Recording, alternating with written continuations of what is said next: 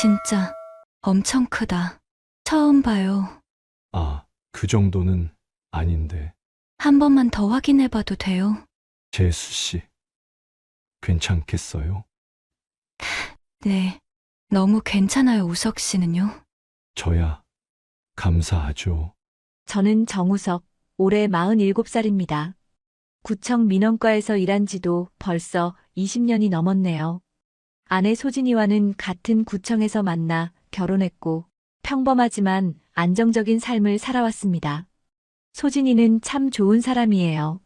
올곧고 바른 성품에 누구에게나 친절하죠.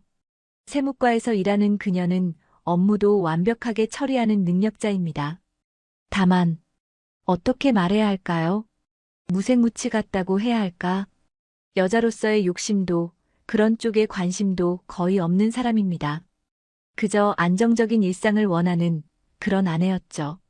저도 그게 나쁘다고 생각하진 않았어요. 그 여자가 나타나기 전까지는요. 1년 전 제 사촌 동생이 세상을 떠났습니다. 갑작스러운 교통사고였어요. 나이는 저보다 5살 어렸고 저를 친형처럼 따르던 동생이었습니다. 장례식장은 한산했습니다. 동생은 평생 독신으로 살다가 조금은 늦은 나이에 결혼을 했거든요. 친척도 많지 않았고 친구들도 멀리 있어서 상주석에는 동생의 부인만이 앉아 있었습니다. 검은 상복을 입은 그녀는 창백한 얼굴로 눈물도 제대로 흘리지 못한 채 멍하니 앉아 있었어요. 우석 씨, 와주셔서 고맙습니다. 작은 목소리로 인사하는 그녀. 괜찮으세요? 많이 힘드시죠? 더 이상 말을 잇지 못하고 고개를 떨구는 모습이 안쓰러웠습니다. 동생한테 들었던 얘기가 떠올랐어요. 지연이는 어릴 때 부모님을 잃었대. 친척도 없고 나밖에 없어. 사실 저는 지연을 몇 번 본 적이 있었습니다. 동생이 결혼하고 나서 부부끼리 몇 번 만난 적이 있었거든요. 그때도 지연은 조용하고 수줍음 많은 사람이었어요. 하지만 동생 곁에 있을 때는 행복해 보였죠. 그런 그녀가 이제 혼자가 됐습니다. 재수 씨, 혹시 필요한 거 있으시면 언제든 연락하세요. 감사합니다. 동생도 그걸 원했을 거예요. 네, 알고 있어요. 그날 이후 저는 지연이 자꾸 마음에 걸렸습니다. 동생이 떠나고 반년이 지났을 무렵이었습니다. 과장님, 오늘부터 우리 구청에 공무직 기간제 분이 오신대요. 그래, 어느 과인데? 문화체육과래요. 그렇구나. 평범한 오후였습니다. 복도를 지나가는데 맞은편에서 누군가 걸어오고 있었어요. 검은 머리를 단정하게 묶은 여자. 하얀 블라우스와 검은 슬랙스 차림. 순간 발이 멈췄습니다. 재수 씨? 여자도 저를 알아봤는지 걸음을 멈췄어요. 우석 씨, 재수 씨, 여기서 일하시게 된 거예요? 네. 그동안 집에만 있었는데 이제 일을 좀 해야 할 것 같아서요. 어색한 미소를 짓는 지연. 장례식장에서 봤던 창백하고 수척한 모습은 온데간데 없었습니다. 아니, 너무 예뻤습니다. 하얀 도자기 같은 피부, 가늘고 긴 목선, 블라우스 사이로 살짝 보이는 쇄골. 승무원 출신이라고 들었는데 역시 몸매가 남달랐어요.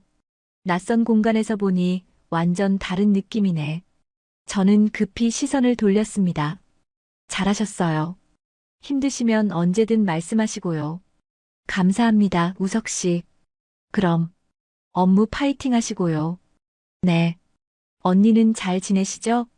응. 아, 소진이요? 네, 잘 지내요. 다행이에요.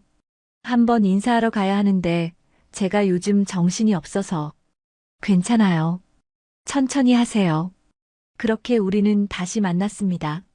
하지만 왠지 발걸음이 떨어지지 않았어요. 복도 끝으로 사라지는 지연의 뒷모습을 보며 저는 멍하니 서 있었습니다. 며칠이 지났습니다. 엘리베이터를 기다리고 있었어요. 문이 열리고 안에 지연이 서 있었습니다. 아, 우석 씨, 재수 씨, 몇 층이세요? 3층이요. 저도 3층인데 어색한 침묵이 흘렀습니다. 좁은 엘리베이터 안. 은은하게 퍼지는 향수 냄새.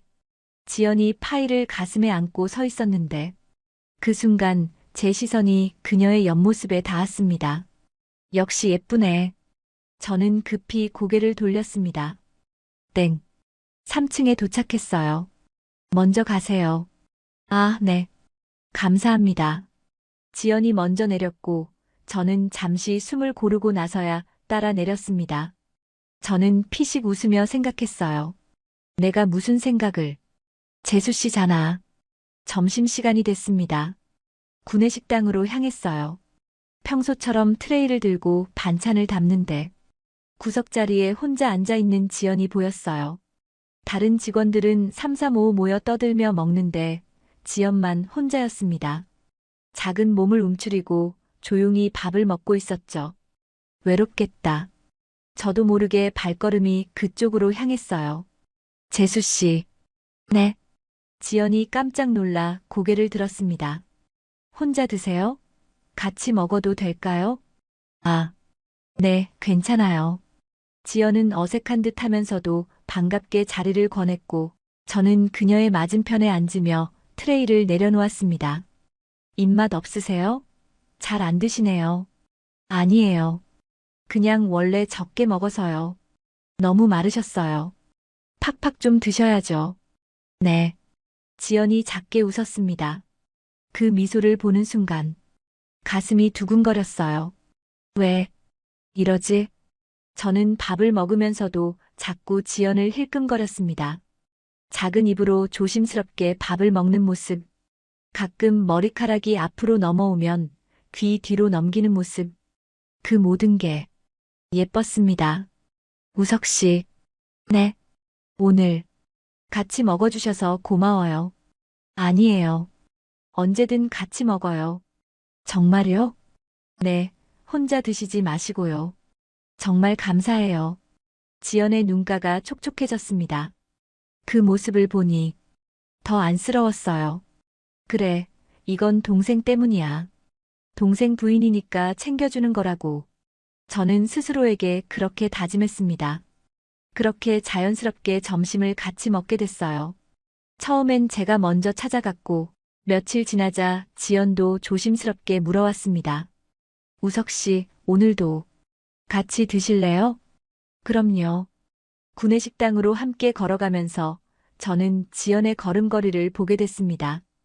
똑똑똑 마이너스 하이힐 소리가 경쾌하게 울렸고 승무원 출신답게 자세가 곧았으며 걸음걸이도 우아했습니다. 정말 예쁘긴 예쁘다. 아니, 안 돼. 저는 또 고개를 저었습니다. 일주일쯤 지났을 때였습니다. 복도에서 지연과 마주쳤어요. 우석 씨. 아, 재수 씨. 어디 가세요? 복사하러 가는 길이에요. 복사실이요? 저도 마침 갈 일이 있는데. 같이 가시죠. 사실 없었습니다. 그냥 자연스럽게 거짓말이 나왔어요. 함께 복사실로 향했고 좁은 복사실 안에서 지연이 복사기 앞에 서서 서류를 넣고 있었어요. 몸을 약간 숙인 자세에서 블라우스가 뒤에서 당겨지면서 몸의 라인이 드러났습니다. 가는 허리, 그 아래로 이어지는 곡선. 미치겠네. 저는 황급히 시선을 돌렸지만 좁은 공간이라 어디를 봐도 지연이 시야에 들어왔어요. 다 됐어요. 지연이 돌아서며 밝게 웃었고 그 미소에 제 가슴이 또 두근거렸습니다. 우석 씨는 복사 안 하세요? 아, 저는 나중에 할게요. 급한 거 아니라서. 그래요? 그럼 저 먼저 갈게요. 네, 가세요. 지연이 복사실을 나갔고 저는 그 자리에 한참을 서 있었어요. 나 진짜 왜 이러는 거지? 그 후로도 며칠이 더 흘렀습니다. 어느새 저는 하루에도 몇 번씩 지연을 찾게 됐어요. 재수 씨, 커피 드실래요?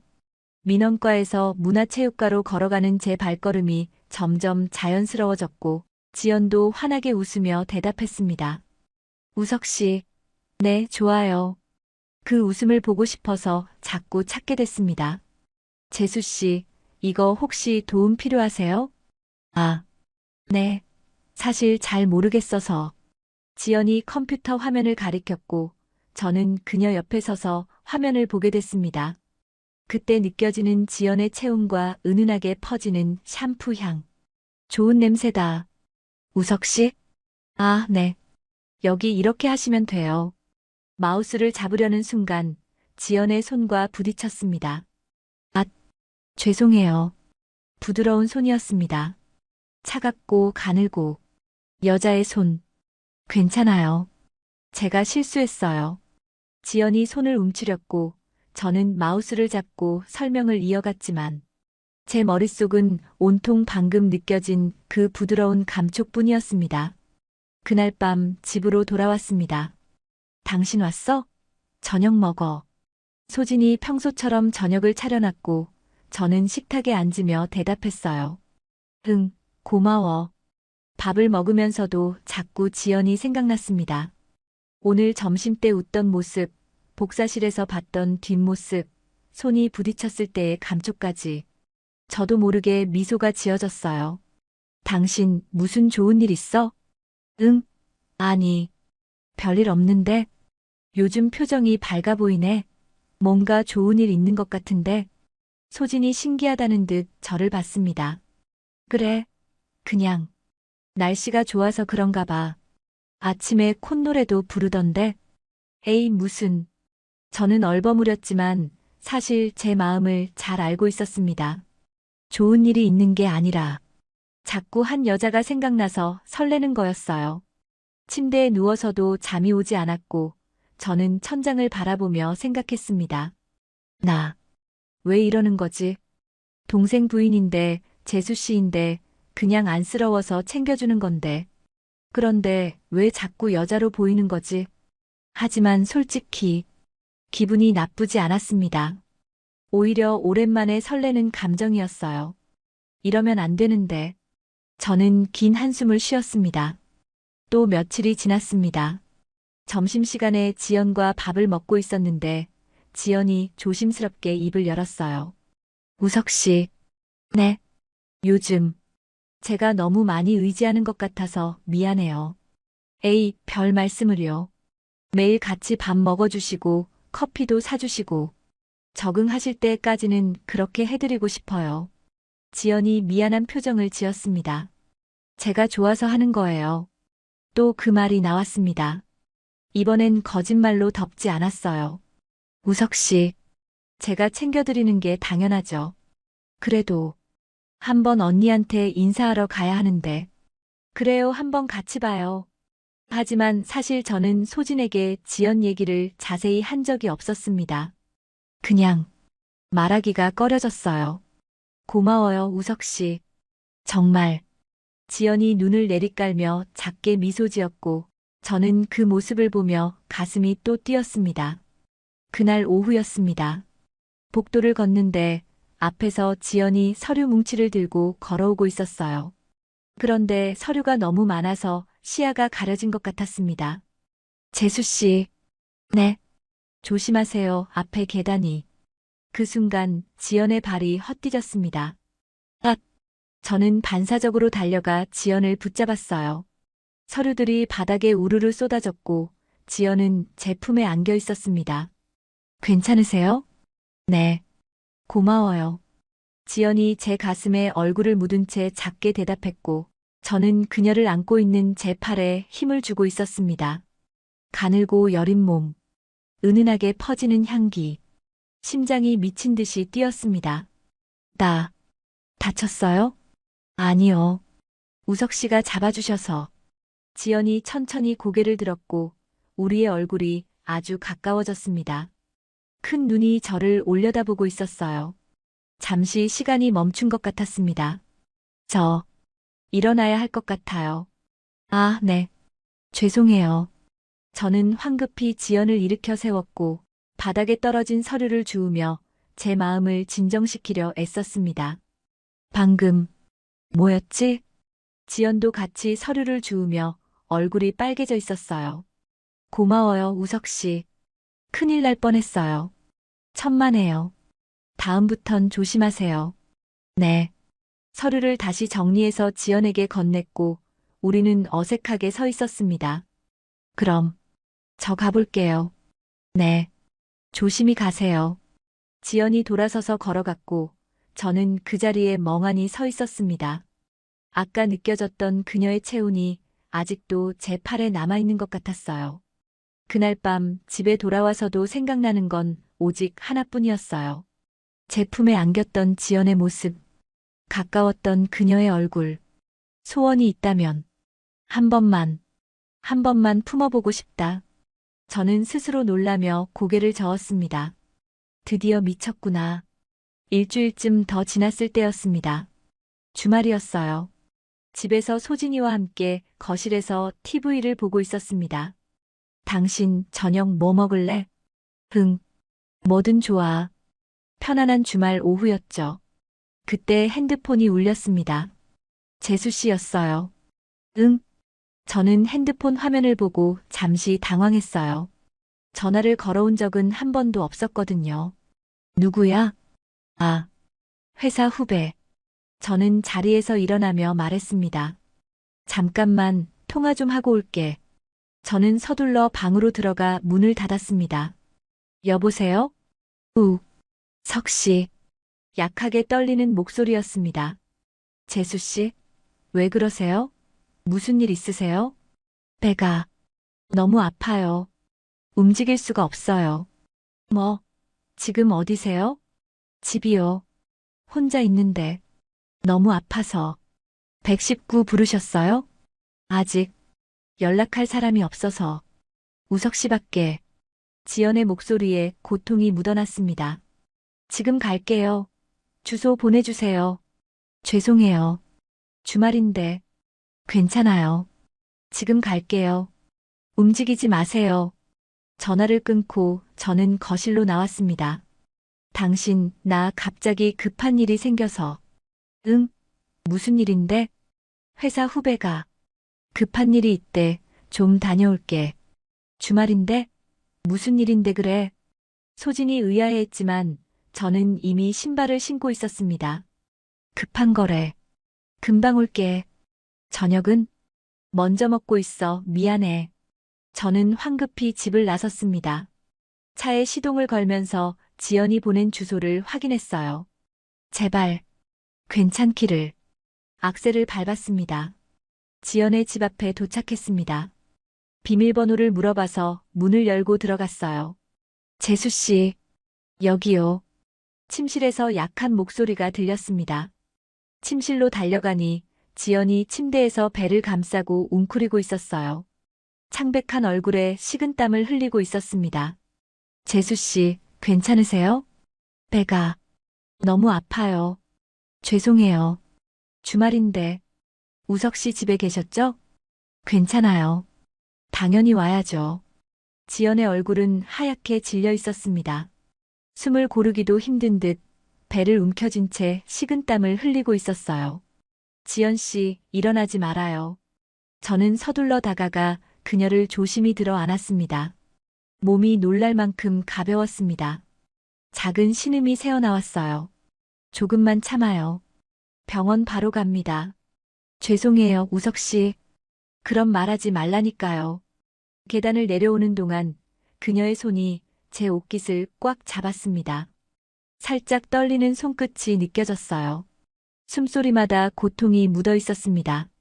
차 문을 열고 조심스레 그녀를 안은 채 뒷좌석에 눕혔습니다. 조금만 참아요. 금방 가볼게요. 배가 너무 아파요. 그녀는 힘겹게 눈을 떴고 저는 악셀을 깊게 밟았습니다. 도로 위를 달리는 동안 신호등의 붉은 빛이 번쩍이며 차 안을 물들였습니다. 그 붉은 빛 속에서 지연의 얼굴이 아득히 희미하게 일렁였어요. 시간이 지나 수술이 끝났다는 말을 들었을 때 제 온몸의 긴장이 한꺼번에 풀렸습니다. 급성 맹장염이었습니다. 다행히 빠르게 오셔서 괜찮아요. 의사의 말에 저는 깊게 숨을 내쉬었습니다. 밤이 되어 병실 불빛이 잔잔히 번지고 있었습니다. 창문 밖으로는 도시의 불빛이 반짝였어요. 지연은 링거를 맞으며 잠들어 있었습니다. 창백했던 얼굴에 이제 조금 혈색이 돌기 시작했어요.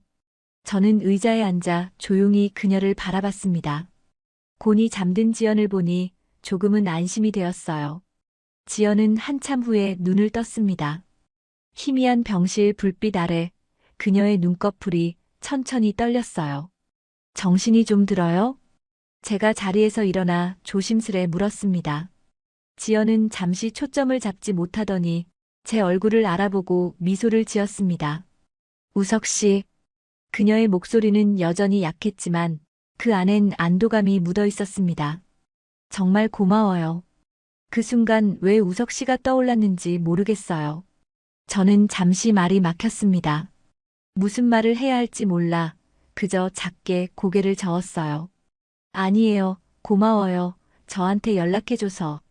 지연은 천천히 고개를 끄덕였습니다. 그리고 이불 위로 손을 올려놓더니 힘겹게 숨을 고르며 작게 말했어요. 이상하죠. 아픈데 머릿속에 딱 떠오른 게 우석 씨였어요. 그 말에 제 숨이 잠시 멈췄습니다. 눈을 마주친 것도 아닌데 이상하게 시선이 엇갈린 순간 공기가 달라졌어요. 짧은 대화였지만 그 안에는 설명할 수 없는 감정이 스쳤어요. 병실 안이 조용해졌습니다. 기계의 일정한 소리만 들렸고 그 속에서 저와 지연은 서로를 의식한 채 아무 말도 하지 못했어요. 지연은 진통제 때문인지 어느새 잠들어 있었습니다. 고른 숨소리가 병실 안을 채우고 있었어요. 저는 잠시 그 자리에 서 있었습니다. 링거줄이 천천히 흔들리고 조명이 희미하게 그녀의 얼굴선을 비추고 있었어요. 다행이다. 이제 괜찮겠지. 병실 문으로 향하려던 순간 무심코 다시 발걸음을 멈췄습니다. 그녀의 이마에 머리카락이 살짝 흘러내려 있었거든요. 저도 모르게 손이 움직였습니다. 손끝으로 그녀의 머리카락을 살짝 쓸어 넘겼습니다. 그제야 제 행동이 늦게 따라왔어요. 아, 실수했다. 가슴이 철렁 내려앉았습니다. 순간적으로 숨을 고르며 그녀를 바라봤어요. 다행히도 지연은 여전히 잠들어 있었습니다. 모르겠지 설마. 그렇게 병실을 나서며 저는 천천히 문을 닫았습니다. 문틈 사이로 스며든 조명이 희미하게 흔들렸고 그 빛이 제 뒷모습까지 따라오는 것 같았습니다. 그날 이후 지연은 병가를 냈습니다. 수술도 했고 회복이 필요하니까요. 하지만 시간이 갈수록 마음이 불안해졌습니다. 괜찮을까 혼자 있을 텐데. 결국 저는 스스로도 납득하기 어려운 결정을 내렸어요. 아내에게는 민원 처리 때문에 늦는다고 말했고 직장에는 현장 점검이 있다고 둘러댔습니다. 그렇게 반차를 내고 지연의 병실로 향했습니다. 복도 끝 창문으로 오후 햇살이 비스듬히 들어오고 있었습니다. 병실 문 앞에 섰을 때 제 심장은 이상하게 빨리 뛰었어요. 노크를 하고 문을 열었습니다. 지연은 창가에 앉아 있었습니다. 창문 너머로 떨어지는 햇살이 그녀의 어깨 위에 내려앉아 있었어요. 그녀가 고개를 돌렸습니다. 우석 씨, 놀란 표정 속에 잠시 미소가 번졌습니다. 많이 나아졌어요? 네, 조금요. 이제 거의 다 괜찮아요. 그녀는 여전히 창백했지만 눈빛은 조금 맑아져 있었습니다. 회사분들은 괜찮으세요? 이렇게 오셔도 돼요? 괜찮아요. 잠깐 짬냈어요. 굳이 이렇게까지. 그냥 걱정돼서요. 지연은 잠시 말을 잃고 조용히 고개를 숙였습니다.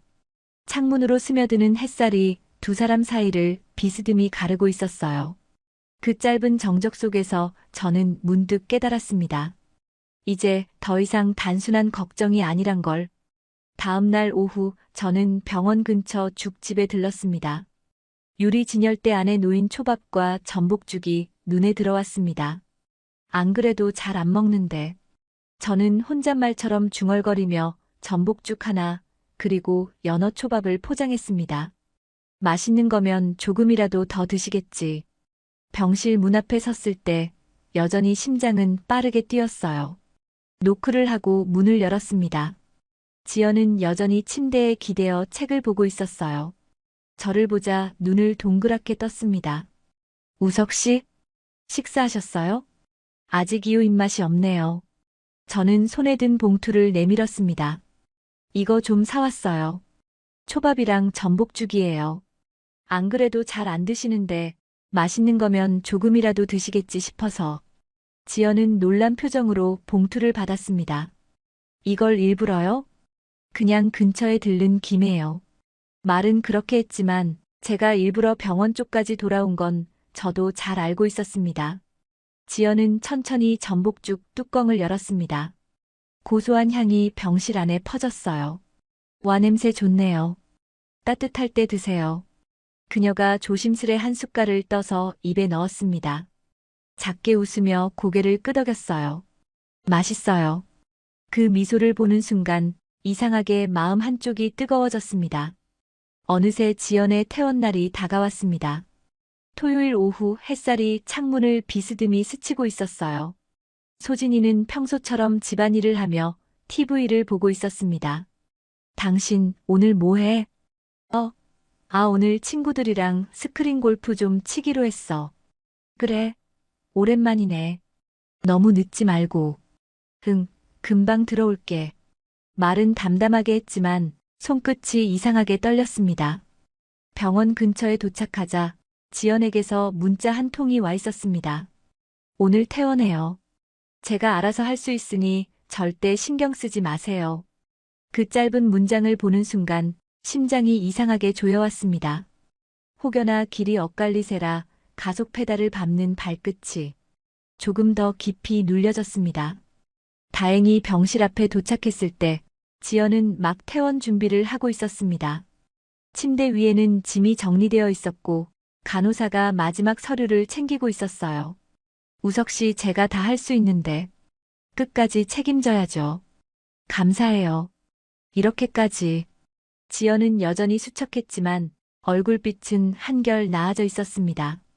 저는 그녀의 짐을 대신 들고 엘리베이터로 향했습니다. 병원 복도를 따라 걷는 동안 지연의 발걸음이 조심스러웠습니다. 그때마다 저는 괜히 한 발자국 뒤에서 속도를 맞췄어요.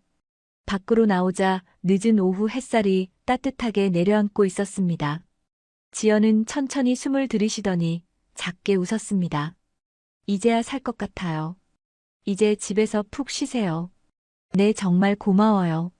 병원 앞 도로에 차를 세우고 짐을 트렁크에 실은 뒤 집으로 향했습니다. 가는 동안 지연은 금세 잠이 들었습니다. 긴장이 풀려서였을까요? 고개가 살짝 한쪽으로 기울었고 빛이 창문 사이로 스며들며 그녀의 얼굴에 부드럽게 닿았어요. 차 안은 고요했습니다. 라디오에서는 멜로디 하나가 희미하게 흘러나왔지만 그마저도 멀리서 들리는 듯 했습니다. 저는 운전대를 잡은 채 살짝 그녀 쪽으로 시선을 돌렸습니다. 하얀 얼굴 위로 그림자가 천천히 지나가고 입가에는 아주 미세한 숨결이 오르내렸어요. 그 순간 문득 이런 생각이 들었습니다. 미치겠네. 안아주고 싶다. 그건 외모에 대한 감탄이라기보단 오랫동안 눌러뒀던 감정이 불쑥 얼굴을 내민 느낌이었습니다. 저는 천천히 시선을 다시 도로로 돌렸습니다.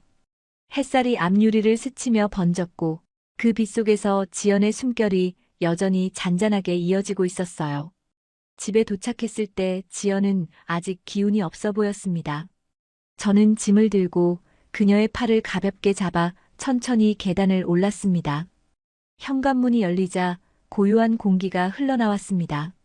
사람의 온기가 사라진 집은 이상할 만큼 조용했습니다. 테이블 위에는 반쯤 마른 꽃다발이 그대로 놓여 있었고 그 옆엔 덜 마신 커피잔이 남아 있었습니다. 시간이 그 자리에서 멈춰버린 것처럼 보였어요. 저는 그걸 바라보다가 묘하게 가슴이 먹먹해졌습니다. 혼자서 이런 공간에서 매일을 버텼겠구나. 지연이 겪어왔을 외로움이 내 안으로 천천히 스며드는 기분이었어요. 그녀는 힘없이 미소를 지으며 말했습니다. 집이 좀 휑하죠? 저는 익숙한데. 그 말에 아무 대답도 할 수 없었습니다. 그저 고개를 숙인 채 그녀가 얼마나 오랜 시간 혼자였을지를 가늠해보려 애썼습니다. 지연이 그렇게 조용한 집에서 홀로 이 많은 시간을 견뎠다는 사실이 마음을 뜨겁게 만들었습니다. 그는 문득 오늘만큼은 이 여자를 혼자 두고 가면 안 되겠다는 생각이 들었습니다. 혹시 뭐 필요한 거 있으면 꼭 말하세요. 저는 거실에서 TV나 좀 보다 갈게요. 지연은 조금 망설이다 입을 열었어요. 그럼 네, 편하게 말해요. 재수 씨. 머리. 머리? 속삭이는 듯 작은 목소리에 저는 지연 앞으로 조금 더 다가갔습니다. 그 순간 지연은 제 손을 자신의 머리 위로 옮겨 놓았습니다. 만져주세요, 머리 좀. 심장이 미친 듯이 뛰었습니다. 순간 몸이 얼어붙었지만 저는 뭔가에 홀린 듯 천천히 손을 움직여 지연의 머리를 쓰다듬기 시작했습니다. 부드러운 머릿결이 손끝에 닿았어요. 은은하게 퍼지는 샴푸 향. 우석 씨, 네, 고마워요. 그 사람이랑 비슷한 것 같아요. 목소리도 손도 따뜻한 것도. 지연의 눈가가 촉촉해졌습니다. 그 사람도 이렇게 해줬거든요. 힘들 때마다. 저는 아무 말도 하지 못한 채 그녀의 머리를 쓰다듬었습니다. 심장이 미친 듯이 뛰었습니다. 지연의 작은 목소리가 방 안에 울렸고 저는 손을 움직이지 못한 채 굳어 있었습니다. 이상한 부탁이죠. 죄송해요. 지연이 황급히 손을 내리려는 순간 저는 그녀의 손을 잡았습니다. 괜찮아요. 지연의 눈가가 촉촉해졌습니다. 저는 아무 말도 하지 못한 채 그녀의 머리를 쓰다듬었습니다. 지연이 천천히 눈을 감았습니다. 편안한 표정이 얼굴에 스쳤고 숨소리가 조금씩 고르게 변했어요. 저는 그렇게 지연의 머리를 쓰다듬으며 그녀가 잠드는 걸 기다렸습니다. 얼마나 시간이 지났을까요? 지연의 숨소리가 완전히 고르게 변했습니다. 이제 가야 하는데. 하지만 손을 뗄 수가 없었어요. 아니, 떼내고 싶지 않았습니다. 저는 그대로 침대 옆에 앉아 있었습니다. 지연의 잠든 얼굴을 바라보며 왜 이렇게 예쁜 거지? 긴 속눈썹, 작고 오똑한 코, 살짝 벌어진 입술 사이로 새어나오는 고른 숨소리. 저는 넋을 잃고 그녀를 바라보고 있었어요. 창밖으로 어둠이 내려앉고 있었습니다. 방 안은 조용했고 지연의 숨소리만이 들렸죠. 피곤했던 걸까요? 어느새 저도 눈꺼풀이 무거워졌습니다. 침대 옆에 앉은 채로 몸이 조금씩 기울어졌어요. 잠깐만 더 보다 가자. 그렇게 잠이 들고 말았습니다. 얼마나 시간이 지났을까요? 희미한 의식 속에서 누군가 움직이는 기척이 느껴졌습니다. 저는 천천히 눈을 떴습니다. 어둠 속에서 천천히 초점이 맞춰졌어요. 그리고 누군가의 움직임이 보였어요. 순간 심장이 미친 듯이 뛰었습니다. 고개를 돌리자 지연이 바로 옆에서 자고 있었습니다. 아주 가까이, 너무 가까웠습니다. 지연의 숨소리가 제 얼굴에 닿을 정도로 지연의 침대에서 그것도 그녀 바로 옆에 심장이 터질 것 같았습니다. 저는 조심스럽게 일어나려 했습니다. 천천히 몸을 움직이는데 지연의 손이 제 옷자락을 잡고 있었습니다. 잠결에 무의식적으로 잡은 것 같았어요. 어떡하지? 저는 더욱 조심스럽게 그녀의 손을 풀려고 했습니다. 하지만 지연이 움찔하며 눈을 떴어요. 우석 씨. 어둠 속에서 그녀의 목소리가 들렸습니다. 나른하고 졸린 목소리. 아, 죄송해요. 제가 잠깐 졸았나 봐요. 일어서려는 순간 지연이 제 팔을 붙들었습니다. 우석 씨. 그리고는 어둠 속에서도 느껴지는 애절한 눈빛으로 저를 바라봤어요. 저 안아줘요. 저는 순간 멈춰버렸어요. 안아줘요, 우석 씨. 말이 끝남과 동시에 지연이 제 품속으로 파고들었습니다. 안 돼. 머리로는 그렇게 생각했지만 몸은 움직이지 않았어요. 아니, 움직일 수 없었습니다. 재수 씨, 외로웠어요, 너무. 지연의 목소리가 떨렸습니다. 혼자 너무 힘들었어요. 우석 씨만 저한테 잘해줬어요. 저는 천천히 팔을 들어 지연을 안았습니다. 이러면 안 되는데. 하지만 팔은 저절로 움직였어요. 지연의 가는 허리가 제 팔에 감겼습니다. 우석 씨. 지연이 고개를 들었습니다. 어둠 속에서 우리의 얼굴이 아주 가까워졌어요. 서로의 숨소리가 들릴 정도로. 그리고 제 입술에 지연의 입술이 서서히 닿았어요. 심장이 요동치는 것 같았습니다. 부드럽고 따뜻한 감촉. 안 돼. 이러면 안 돼. 머리로는 알고 있었지만 몸은 거부하지 않았습니다. 입맞춤은 점점 깊어졌어요. 숨이 막힐 것 같았습니다. 이성이 사라지는 것 같았어요. 지연 씨, 어느새 호칭이 바뀌어 있었습니다. 지연이 제 셔츠에 손을 댔습니다. 안 돼요? 떨리는 목소리로 물었어요. 저는 대답할 수 없었습니다. 아니, 대답하고 싶지 않았어요. 지연은 천천히 저를 감싸 안기 시작했습니다. 심장이 미친 듯이 뛰었습니다. 마지막 이성의 끈이 끊어지는 순간이었습니다. 숨이 가빠졌고 숨소리만이 가득 채운 방 안. 그렇게 서로를 강하게 품었습니다. 얼마나 시간이 지났을까요? 지연이 제 품에 얼굴을 묻었습니다. 우석 씨, 네, 진짜 엄청 크다. 처음 봐요. 이런 거. 갑작스러운 말에 저도 모르게 웃음이 났습니다. 아, 그 정도는 아닌데, 한 번만 더 확인해봐도 돼요? 지연은 진심인 듯 물었고 저는 그녀의 머리를 쓰다듬었어요. 지연 씨, 괜찮겠어요? 네. 너무 괜찮아요. 어둠 속에서도 그녀의 눈이 반짝이고 있었어요. 우리는 다시 한번 서로를 품었습니다. 서로의 마음을 확인한 뒤 그녀가 말했습니다. 우석 씨, 응, 후회 안 하시죠? 저는 잠시 말이 막혔습니다. 후회. 해야 하는 걸까요? 하지만 솔직히 후회되지 않았습니다.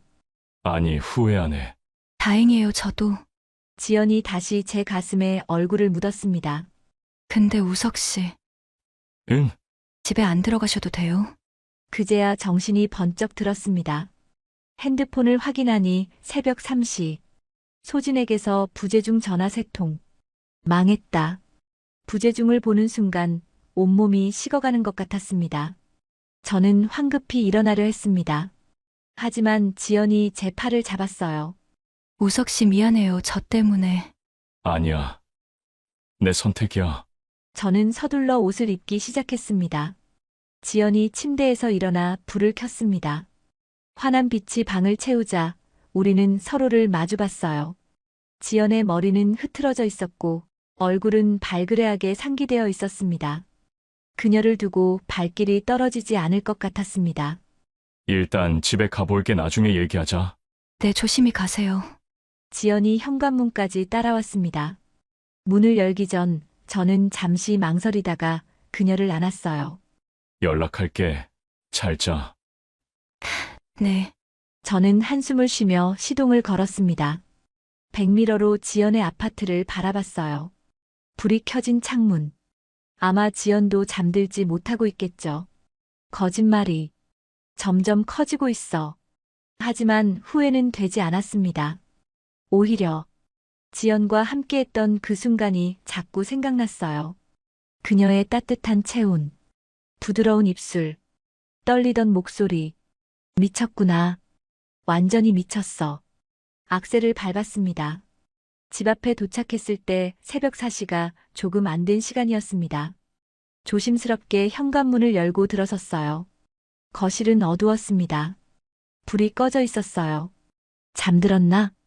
저는 조심스럽게 신발을 벗고 안으로 들어갔습니다. 침실 문을 살짝 열어보니 소진이 침대에서 자고 있었어요. 고른 숨소리가 들렸습니다. 다행이다. 저는 조용히 욕실로 향했습니다. 샤워를 하면서 온몸에서 지연의 향기를 지웠어요. 마음이 무거웠지만 어쩔 수 없었습니다.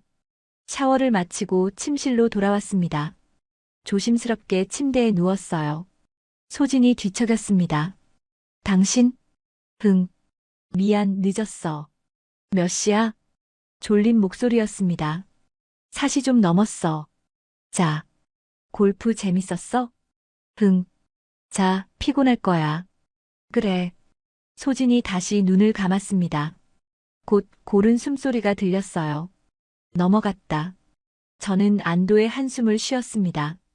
하지만 동시에 죄책감이 밀려왔어요. 소진은 아무것도 모르고 있었습니다. 제가 오늘 밤 무엇을 했는지, 어디에 있었는지, 누구와 함께 있었는지. 미안해, 소진아. 하지만 후회는 되지 않았습니다. 오히려 지연이 더 생각났어요. 핸드폰을 꺼내 지연에게 조용히 문자를 보냈습니다. 잘 들어왔어요. 걱정 마세요. 금방 답장이 왔어요. 다행이에요. 저도 걱정했어요. 푹 쉬어요. 내일 봐요. 네. 내일 봐요, 우석 씨. 문자를 보고 저는 미소 지었습니다. 내일 볼 수 있겠네. 그 생각에 가슴이 두근거렸어요. 저는 핸드폰을 내려놓고 천장을 바라봤습니다. 이제 어떻게 되는 거지? 알 수 없었습니다. 하지만 한 가지는 확실했어요. 저는 지연에게 완전히 빠져들고 있었습니다. 다음 날 아침, 알람 소리에 눈을 떴습니다. 7시. 소진은 이미 일어나 부엌에서 아침을 준비하고 있었어요. 일어났어? 아침 먹어. 응. 고마워. 평소와 다름없는 아침이었습니다. 소진은 어젯밤 일에 대해 아무것도 묻지 않았어요.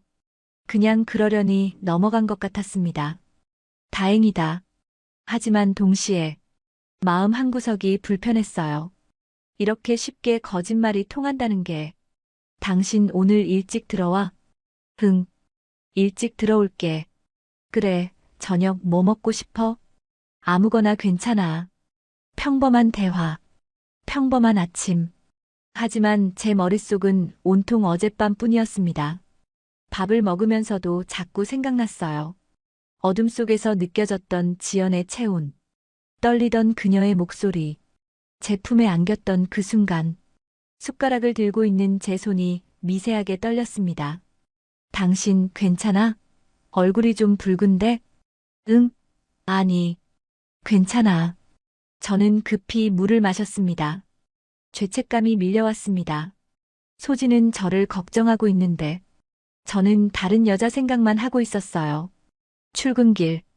차 안에서 라디오가 흘러나왔지만 전혀 들리지 않았습니다. 머릿속은 온통 지연뿐이었어요. 오늘 복귀한다고 했지?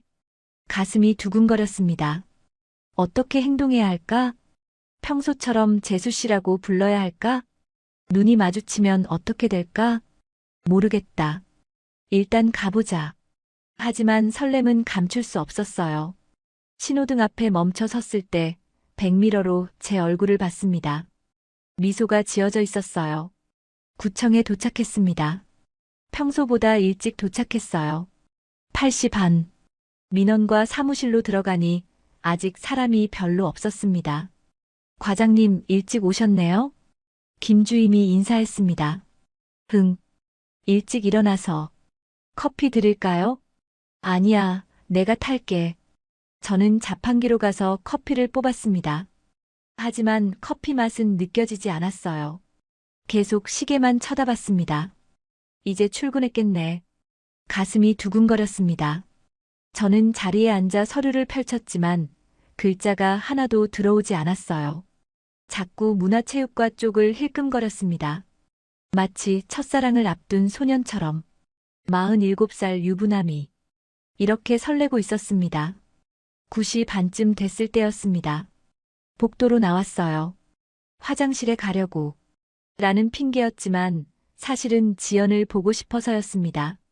복도를 걷는데 심장이 미친 듯이 뛰었어요. 그리고 저 멀리서 누군가 걸어오고 있었습니다. 검은 머리를 단정하게 묶은 여자.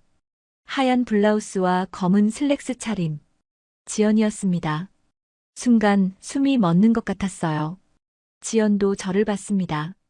눈이 마주쳤습니다. 잠시 시간이 멈춘 것 같았어요. 지연의 얼굴이 살짝 붉어졌고 저도 가슴이 터질 것 같았습니다. 점점 가까워지는 거리. 우석 씨. 작은 목소리로 지연이 먼저 인사했습니다. 재수 씨. 복귀하셨네요. 제 목소리도 떨렸어요. 네. 덕분에 많이 나아졌어요. 어색한 대화. 하지만 눈빛은 다른 걸 말하고 있었습니다. 지연의 눈 속에서 어젯밤이 보였어요. 어둠 속에서 떨리던 그녀. 제 품에 안겼던 순간. 안 돼. 여기서. 저는 애써 시선을 돌렸습니다. 좋아 보이네요. 감사해요. 우석 씨 덕분이에요. 그 말을 하는 지연의 목소리가 살짝 떨렸습니다. 그럼 업무 파이팅 하세요. 네. 저는 지연을 지나쳐 걸어갔습니다. 하지만 몇 걸음 가지 못하고 본능적으로 뒤를 돌아봤어요. 지연도 저를 보고 있었습니다. 눈이 다시 마주쳤고 지연이 작게 미소 지었습니다. 그 미소를 보는 순간 가슴이 또 뛰었어요. 어떡하지? 이거. 저는 급히 고개를 돌리고 화장실로 향했습니다. 거울 앞에 섰을 때 제 얼굴이 붉어져 있었어요.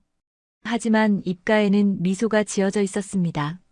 그날 하루 종일 일이 손에 잡히지 않았습니다. 서류를 보고 있어도 글자가 하나도 들어오지 않았어요. 계속 아까 복도에서 마주쳤던 순간이 떠올랐습니다. 지연의 얼굴, 붉어졌던 그녀의 볼, 떨리던 목소리, 마지막에 지어 보였던 그 미소. 과장님. 네. 저는 화들짝 놀라며 고개를 들었습니다.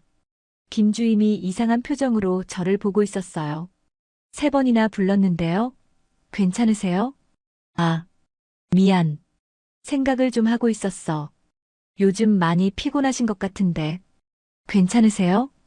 응, 괜찮아. 하지만 괜찮지 않았습니다. 제 마음은 이미 통제 불능이었어요. 점심시간이 됐습니다. 구내식당으로 향하는 복도. 혹시 지연을 만날까 하는 기대감에 심장이 뛰었습니다.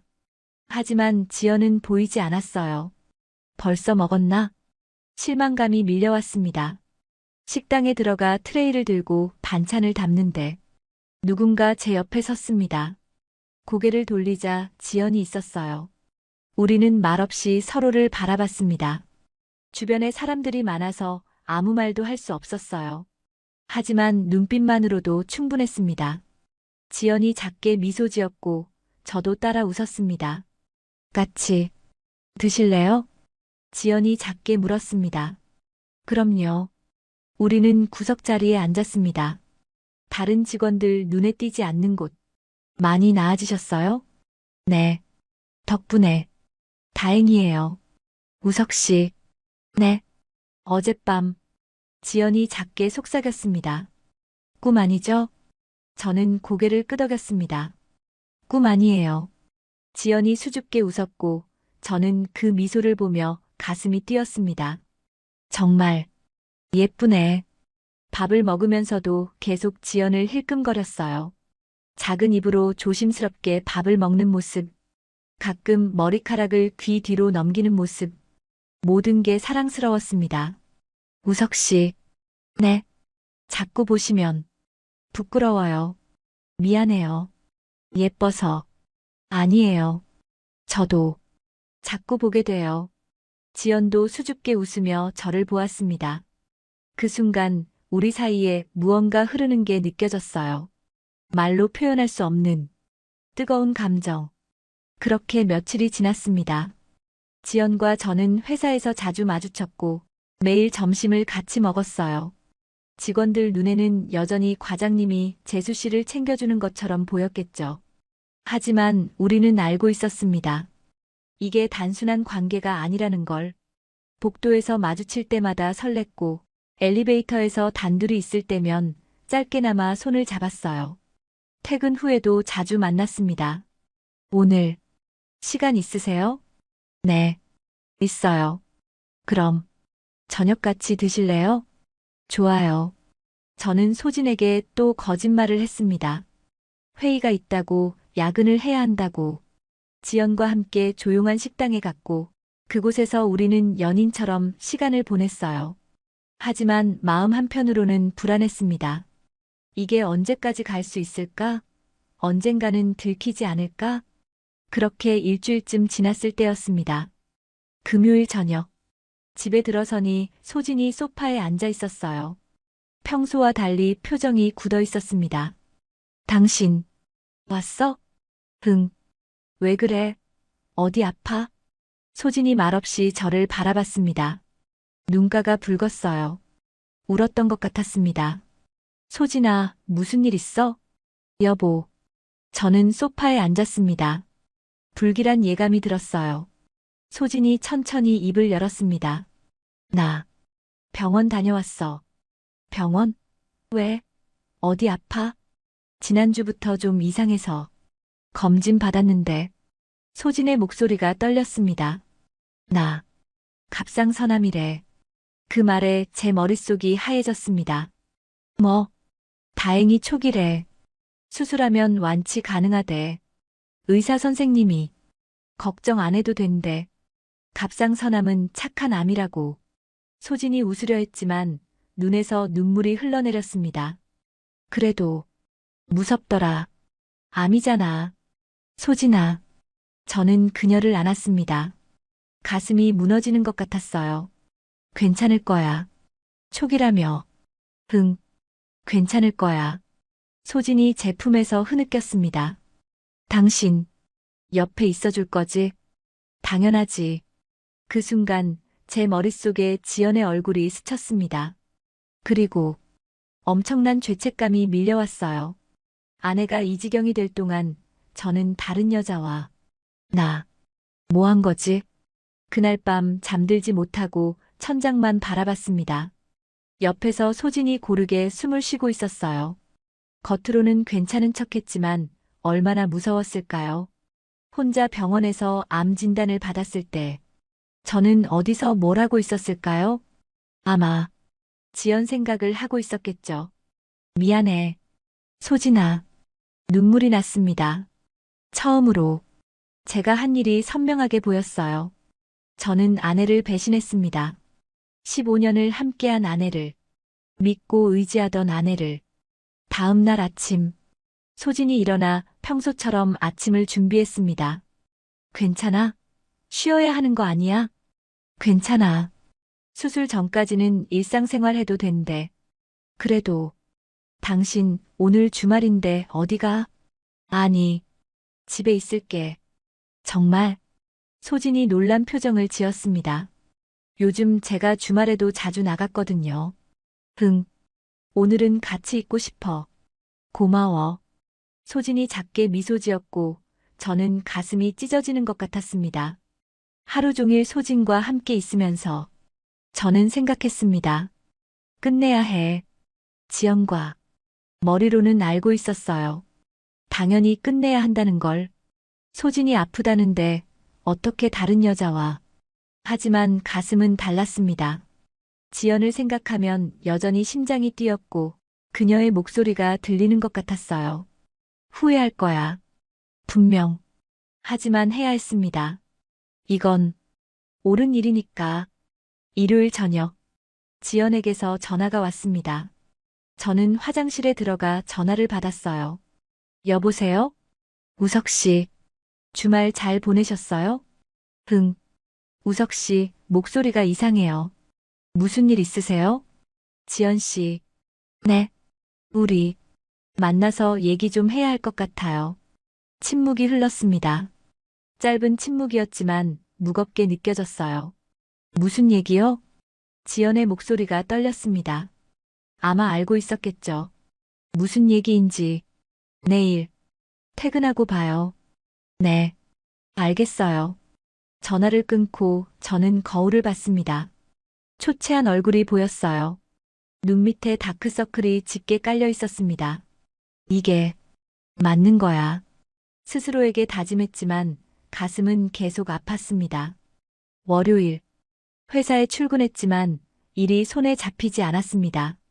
계속 시계만 쳐다봤어요. 퇴근 시간이 다가오고 있었습니다. 복도에서 지연과 마주쳤습니다. 괜찮으세요? 얼굴이 안 좋아 보이는데. 괜찮아. 퇴근하고 봐요. 네. 지연의 눈빛이 불안해 보였습니다. 저는 그 눈을 똑바로 볼 수 없었어요. 오후 내내 저는 생각했습니다. 뭐라고 말해야 할까? 어떻게 시작해야 할까? 죄송하다고, 미안하다고, 무슨 말을 해도 부족할 것 같았어요. 끝내자고. 그 말을 할 수 있을까? 지연의 얼굴을 보면서, 그녀의 눈물을 보면서, 할 수 있을까? 하지만 해야 했습니다. 소진을 위해서, 그리고 지연을 위해서도. 이런 관계는 결국 모두를 불행하게 만들 테니까. 퇴근 시간이 됐습니다. 조용한 카페에서 지연을 만났습니다. 창가 자리에 마주 앉았어요. 우석 씨, 지연이 조심스럽게 불렀습니다. 저는 한참을 망설이다가 입을 열었어요. 지연 씨, 우리 이제 그만해야 할 것 같아요. 지연의 얼굴이 하얗게 변했습니다. 소진 언니가 아프시다고 들었어요. 알고 있었어요? 회사에서 소문 들었어요. 갑상선암이시라고. 지연의 눈에 눈물이 맺혔습니다. 그래서 저를 미안해요. 정말 아니에요. 지연이 고개를 숙였습니다. 눈물이 테이블 위로 떨어졌어요. 저도 알고 있었어요. 언젠가는 이렇게 될 거라는 걸. 괜찮아요, 우석 씨. 언니, 잘 돌봐주세요. 지연 씨, 고마웠어요. 그 말에 제 가슴도 찢어지는 것 같았습니다. 나도 더 이상 말을 잇지 못했어요. 우리는 한참을 말없이 앉아 있었습니다. 창밖으로 비가 내리기 시작했어요. 카페를 나와 주차장으로 향했습니다. 지연이 제 뒤를 따라왔어요. 우석 씨, 후회 하세요? 저는 고개를 돌려 지연을 봤습니다. 눈물로 젖은 얼굴. 하지만 여전히 예뻤어요. 후회는 안 해요. 단 한순간도. 저도요. 지연이 작게 미소 지었습니다. 그럼 이게 마지막이네요. 안녕히 가세요. 지연이 돌아서서 걸어갔습니다. 저는 그 뒷모습을 바라봤어요. 점점 멀어지는 그녀. 비를 맞으며 걸어가는 작은 뒷모습. 가지 마. 마음속으로 외쳤지만 입 밖으로는 나오지 않았습니다. 그저 서 있을 뿐이었어요. 지연이 완전히 사라질 때까지. 차에 올라타자마자 눈물이 쏟아졌습니다. 핸들을 잡은 손이 떨렸어요. 왜 이렇게 아픈 거지? 후회했습니다. 만나지 말걸. 사랑하지 말걸. 하지만 동시에 후회하지 않았습니다. 지연과 함께했던 그 순간들, 설레던 시간들, 행복했던 기억들, 그 모든 게 진짜였으니까. 미안해, 지연아. 그리고 고마워. 저는 한참을 그렇게 울다가 시동을 걸었습니다. 집으로, 소진에게로 돌아가야 했습니다. 그날 이후 저는 소진의 수술을 준비하며 그녀 곁을 지켰습니다. 병원에 함께 가고 검사를 함께 받고 손을 잡아줬어요. 고마워. 당신, 당연한 거지. 나, 무서워. 괜찮아. 내가 있잖아. 소진을 안으며 저는 다짐했습니다. 다시는 이런 짓 하지 않을 거야. 하지만 가슴 한편에는 여전히 지연이 남아 있었습니다. 지울 수 없는 이름으로. 회사에서 지연과 마주칠 때면 가슴이 아팠습니다. 서로 눈을 마주치지 않으려 애썼지만 가끔 시선이 부딪힐 때가 있었어요.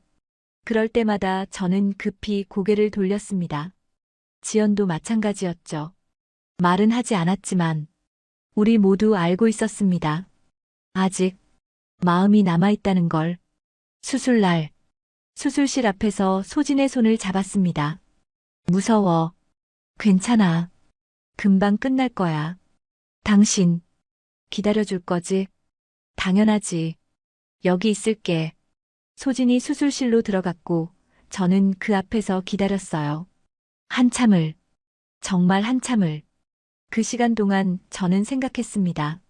제가 얼마나 어리석었는지, 얼마나 소중한 걸 잃을 뻔했는지.